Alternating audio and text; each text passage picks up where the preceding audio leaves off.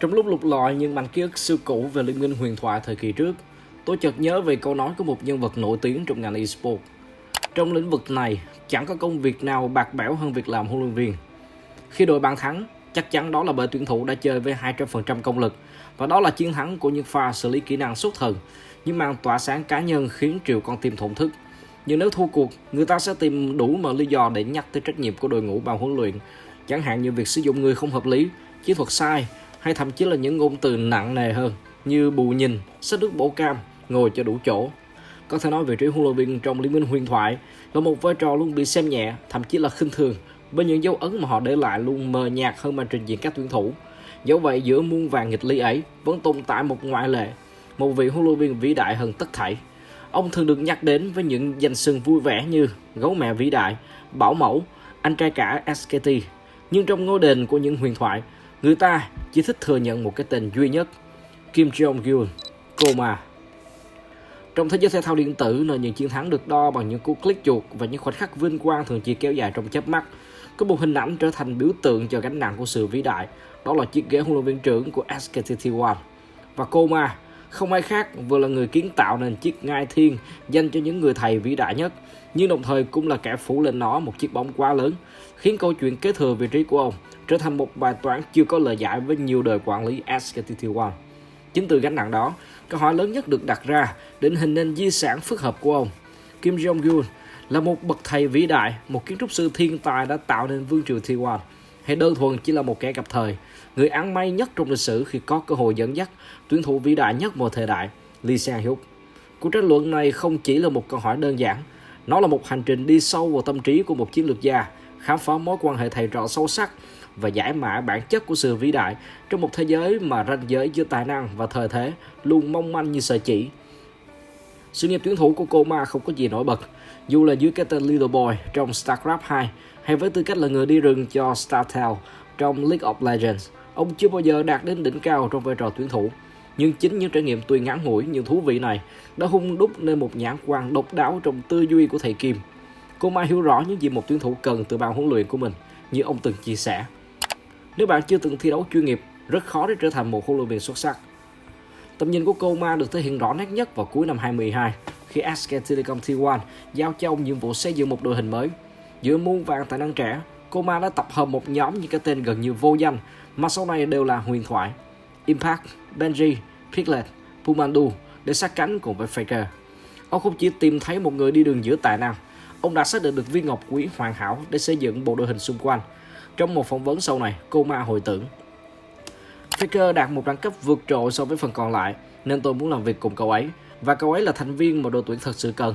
Vì vậy chúng tôi đã ký hợp đồng ngay lập tức. Dĩ nhiên, với sự nổi tiếng của Faker khi đó, việc Koma thuyết phục anh gia nhập SKT không phải là minh chứng cho tầm nhìn vượt trội của vị huấn luyện viên này. Bước ngoặt trong mối lương duyên giữa Koma và Faker không phải là những gì ta phô bày trên mặt báo, mà chỉ được hé lộ từ chính trải nghiệm của những người trong cuộc.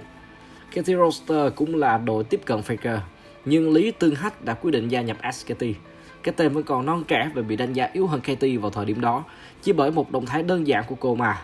Huấn luyện viên họ Kim đã quyết định đáp ứng yêu cầu của Faker và bố, thuyết phục SKT đầu tư một bộ PC tối tân nhất dành cho Faker trong thời gian anh chỉ là thử việc.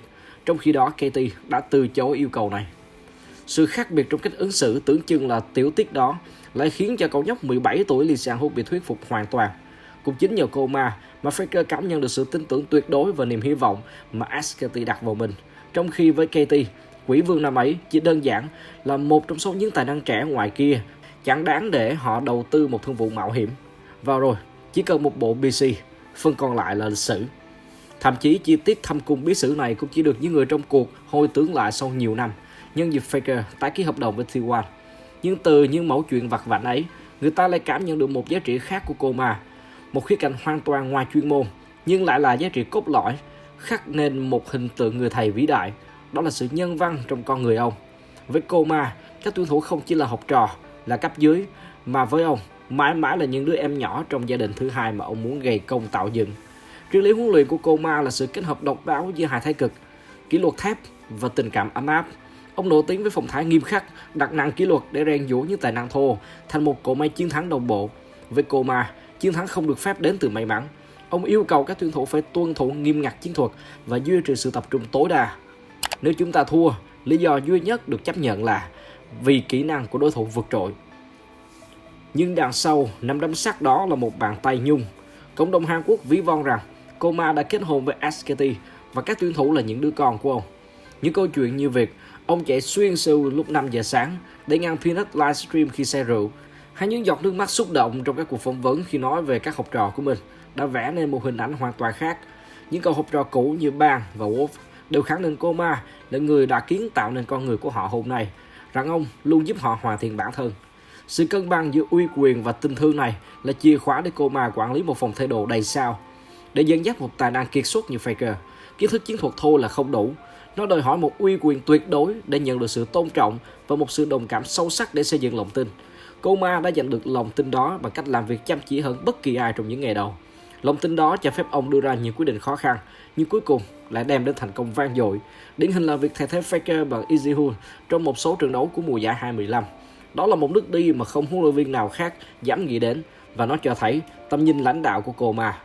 Trong những năm đầu của triều đại SKT, vai trò của Koma với tư cách huấn luyện viên chiến thuật và cấm chọn là không thể thay thế.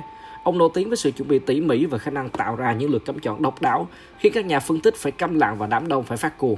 Dù sau này Koma đã san sẻ bớt trách nhiệm, nhưng nền tảng chiến thuật sâu sắc mà ông xây dựng vẫn là một di sản. Tuy nhiên, không một di sản nào là không có vết xước. Để có một cái nhìn toàn diện, cần phải đánh giá một cách công tâm, luận điểm kẻ gặp thời. Khám phá những giai đoạn mà bàn tay Midas của Koma dường như đã mất đi phép màu. Cho tới tận thời điểm hiện tại, những thành tựu của Koma trong sự nghiệp huấn luyện, quản trị luôn gắn liền với Faker.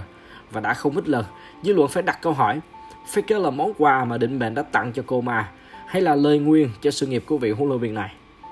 Về mặt đấu pháp và chuyên môn thuần túy, Koma chưa bao giờ được đánh giá cao so với những huấn luyện viên hàng đầu thế giới như Kim, Danny, CV Max. Nhưng người ta thường nói về ông như một cuốn đắc nhân tâm biết đi, hơn là một bậc thầy chiến thuật. Bán kết World 2016 chứng kiến một trong những cặp BO5 kinh điển nhất lịch sử, khi SKT T1 ngược dòng ngạt thở đánh bại Rock Tiger 3-2. Và đấu thứ tư, trong tư thế đang bị Rock dẫn trước, SKT buộc phải đưa ra những thay đổi chiến thuật khi đưa Benji vào thay Blank. Nhưng điều đáng kinh ngạc hơn cả là lực pick Nidalee ở vị trí rừng, một con tướng mà Benji trước đó chưa từng sử dụng xuyên suốt mùa giải. Kết cục là lựa chọn độc lạ Bình Dương này giúp SKT out ban pick hoàn toàn trước Rock và giúp họ quân bình tỷ số 2-2. Thế nhưng ai mà ngờ được, lựa chọn Nidalee năm ấy lại hoàn toàn không phải là quân bài tẩy của SKT như truyền thông từng tung hô. Trái lại, đó là một lựa chọn bắt buộc trong tình thế bị dồn vào chân tường, và nguyên nhân xuất phát từ việc Koma quên không ban Nidalee trong lượt cấm chọn đầu tiên. Trong khi đó, Peanut bên phía Rock lại là tuyển thủ đã quá nổi tiếng với quân bài tủ, nữ thợ săn hóa báo, và dĩ nhiên SKT không thể thả lượt chọn này cho đối thủ. Đây là một trong những sai lầm chí mạng nhất, đồng thời cũng cho thấy yếu điểm lớn nhất của Koma về phương diện chiến thuật. May mắn thay, khi đẳng cấp của Benji đã lên tiếng đúng lúc. Dù chưa từng sử dụng Nidalee trước đó, người đi rừng huyền thoại của SKT vẫn có một ván đấu để đời. Đó không chỉ là một điểm số quan trọng giúp SKT nuôi hy vọng đi tiếp, mà sẽ không ngoa khi khẳng định Benji đã cứu rỗi sự nghiệp Koma. Bởi nếu SKT thua ván 4 đó, dù theo hướng thất bại khi Benji dùng Nidalee, hoặc thua bởi Koma quên cấm tướng dẫn đến Peanut có được quân bài tủ, người hâm mộ sẽ phẫn nộ như thế nào khi biết được rằng đó là hệ quả của một sai lầm ngớ ngẩn, mà tác giả của nó lại chính là thuyền trưởng của SKT. Sau 7 năm chịu áp lực khủng khiếp, Koma đã đưa ra một quyết định gây sốc: từ chối bản hợp đồng nhiều năm trị giá hàng triệu đô la từ T1 để gia nhập VG, một đội tuyển ở nhóm cuối bảng xếp hạng LPL. Mục tiêu của ông không phải là chiến thắng ngay lập tức, mà là một dự án tái thiết dài hạn, tìm kiếm và nuôi dưỡng những tân binh có tiềm năng. Đây là một nước đi có chủ đích, một sự trốn thoát khỏi môi trường phải thắng để theo đuổi đam mê giảng dạy. Thế nhưng xét trên phương diện thành tích, nhiệm kỳ của ông tại VG là một thất bại. Đội tuyển này chỉ về thứ 9 mùa xuân và thứ 11 ở giải mùa hè 2020, không thể lọt vào playoff. Giai đoạn này càng khiến cho quan điểm Koma chỉ là kẻ gặp thời được sao nấu và bàn tán sôi nổi hơn. Nó cho thấy rằng khi không có những tài năng ưu tú và một hệ thống hỗ trợ như ở T1, phương pháp của ông chưa đủ để tạo khác biệt. Giai đoạn ở VC Gaming, dù thất bại về thành tích, nhưng lại là một bài kiểm tra khắc nghiệt cho triết lý cốt lõi của Koma, xây dựng mọi thứ từ con số 0. Kết quả cho thấy phương pháp của ông cần một nền tảng tài năng và sự ổn định tổ chức nhất định để có thể đơm hoa kết trái, những điều mà ông có thừa ở T1 nhưng lại thiếu ở VG. Điều này không phủ nhận sự vĩ đại của Koma, nhưng nó định rõ những giới hạn và điều kiện cần thiết cho sự thành công. Sau khi rời đi, Koma trở lại LCK, gia nhập Damwon Gaming, nhà vô địch thế giới 2020, ngay sau khi bộ đôi huấn luyện Danny và Zephyr của họ chuyển đến T1. Đó cũng là một thời khắc lịch sử. Coma không còn Faker bên cạnh, nhưng giờ đây ông lại được làm việc với những tài năng xuất chúng nhất thế hệ mới, bao gồm Kenyon, Schumacher. Tác động của Coma là ngay lập tức và không thể phủ nhận. Trong mùa giải 2021, Coma dẫn dắt Dan giành chức vô địch LCK mùa xuân và mùa hè, đồng thời đưa đội vào đến trận chung kết của MSI và World. Bản thân Coma cũng được vinh danh là huấn luyện viên xuất sắc nhất mùa hè. Thế nhưng, những thất bại tại hai trận chung kết, bao gồm MSI và World, một lần nữa trở thành cái gai đâm thẳng vào sự nghiệp của Coma. Bởi hơn ai hết, người đàn ông này hiểu rõ, nếu như không vô địch thế giới, mọi kỳ công của ông cũng chẳng đáng giá một xu. Nhiệm kỳ của Coma tại DK cũng chính vì lẽ đó, dù không thể coi là thất bại, nhưng cũng khó có thể gọi là thành công.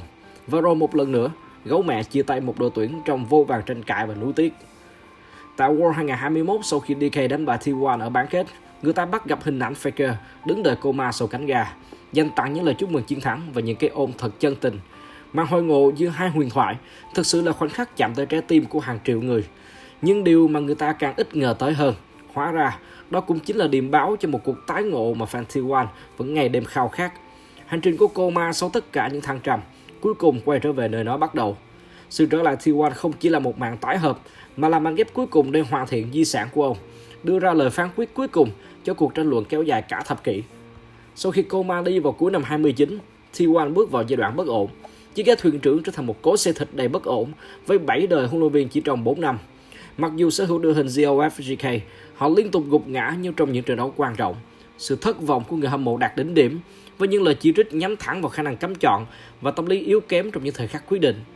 Một điểm quan trọng cần ghi nhận là T1 đã giành chức vô địch thế giới 2023 dưới sự dẫn dắt tạm quyền của huấn luyện viên Im Jae-hyun Tom sau khi Benji từ chức. Điều này chứng tỏ bản thân các tuyển thủ đã đủ sức mạnh để lên ngôi vô địch. Do đó, sự trở lại của Coma không phải là để cứu một đội tuyển đang thất bại, mà là để dẫn dắt một đội hình đã là nhà vô địch bước vào một kỷ nguyên thống trị mới. Cuối năm 2023, ngay sau khi T1 nâng cao chiếc cúp vô địch thế giới lần thứ tư, tin tức về sự trở lại của Coma được công bố. Động lực của ông rất rõ ràng, một khát khao mạnh mẽ được tái hợp, mong muốn được làm việc cùng Faker một lần nữa và hoàn thành chuyện tình lãng mạn kéo dài 10 năm với T1. Lần trở lại này cho thấy một Coma đã trưởng thành và thay đổi, không còn là một nhà độc tài chỉ biết đến kỷ luật. Những cuộc phỏng vấn trong năm 2024 cho thấy Coma trao cho các tuyển thủ nhiều tự do và không gian hơn, tin tưởng vào đội ngũ trợ lý của mình như Tom, Mata, tập trung vào bức tranh toàn cảnh cũng như tâm lý các tuyển thủ. Ông nhận trách nhiệm về những thất bại, nhưng xem chúng như những cơ hội học hỏi tích cực. Ông đối mặt với áp lực khổng lồ bằng cách tập trung vào quá trình chứ không chỉ kết quả. Trái ngọt của lần tương ngộ này là chiếc vô địch thế giới 2024. Việc giành được danh hiệu tập thể thế giới lần thứ tư cùng Faker, nhưng với một thế hệ tuyển thủ mới và trong một vai trò huấn luyện viên trưởng toàn diện hơn, nó đã trở thành sự chứng thực cuối cùng cho sự nghiệp của Coma. Giá trị tối thượng của ông đã được thể hiện rõ, không chỉ là một huấn luyện viên chiến thuật mà còn là một mỏ neo về tinh thần và cấu trúc của T1. Coma là người duy nhất có thể quản lý được áp lực đặc thù của tổ chức này và dẫn dắt những tài năng kiệt xuất của họ, ngay cả khi họ đã là những nhà vô địch. Sau tất cả, người ta có thể xem Faker là tác nhân sâu xa cho sự nghiệp thành công của Coma, nhưng đồng thời cũng phải đưa ra một góc nhìn đa chiều hơn, rằng tại sao Faker lại chỉ muốn sát cánh bên cạnh Coma chứ không phải bất kỳ huấn luyện viên nào khác. Nếu đủ kiên nhẫn để lắng nghe tôi đến giờ phút này, thì hẳn bạn cũng đã có cho mình câu trả lời.